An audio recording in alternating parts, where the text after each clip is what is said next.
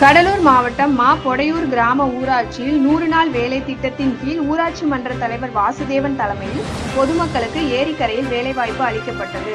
ஆனால் அந்த ஏரிக்கரை உள்ள ஆக்கிரமிப்பு உள்ளதாக அதை அப்புறப்படுத்த வேண்டும் என பொதுமக்களுக்கு ஏரி வேலை பயன்பாட்டு மூலம் வேலைவாய்ப்பு வழங்கப்பட்டது. ஆனால் சாமிநாதன் என்பவர் ராமநத்தம் காவல் நிலையத்தில் புகார் ஒன்று அளித்தார்.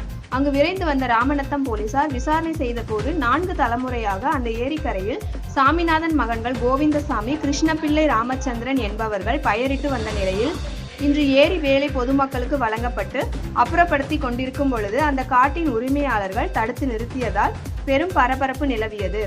இரு தரப்பினரையும் அழைத்து பேச்சுவார்த்தை செய்த ராமநத்தம் காவல்துறையினர் இரு தரப்பினரிடையும் சமாதானம் செய்து காவல் நிலையத்தில் பேச்சுவார்த்தை நடைபெற்றது. ஊராட்சி மன்ற தலைவர் பணி செய்யும் ஆணையினை காவல்துறையினரிடம் வழங்கினார். கோவிந்தசாமியிடம் காவல்துறையினர் நீங்கள் மேல்முறையீடு செய்வதென்றால் மாவட்ட ஆட்சியரிடம் மனு அளித்துவிட்டு அந்த வேலைகளை தடுத்து நிறுத்திக் கொள்ளுங்கள் என தெரிவித்தனர். அதன் பேரில் கடலூர் மாவட்ட ஆட்சியரிடம் மனு அளிக்கப்பட்டது.